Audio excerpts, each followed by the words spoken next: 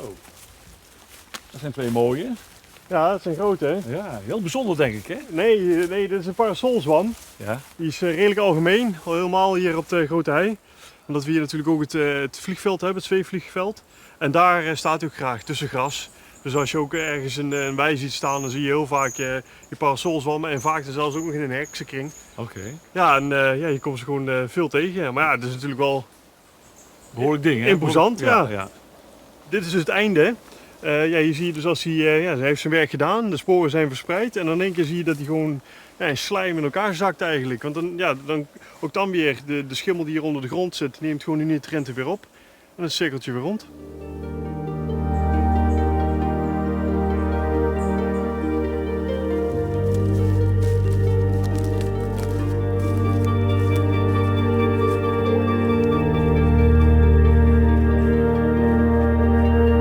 Soort die je niet zo snel zult tegenkomen in een grasveld of een heideveld.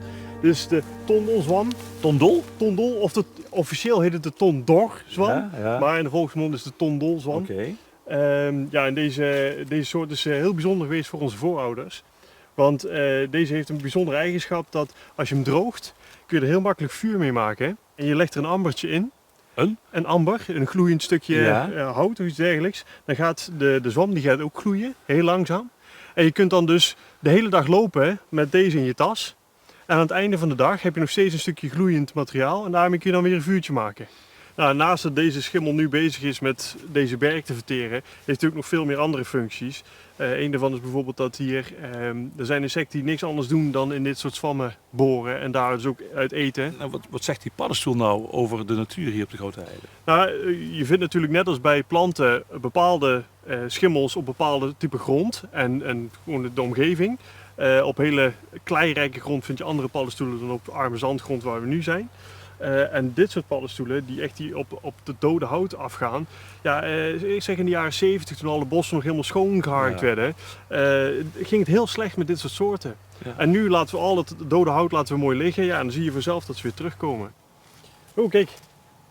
En hier ook nog een slijmschimmel. Het is geen paddenstoel, hè? Nee, maar het is wel een schimmel. Okay. En ja, je ziet hier, hij is een beetje slijmerig. Hè? En deze is dan heel erg klein, maar die kunnen ook veel groter worden. En vaak in hele felle kleuren.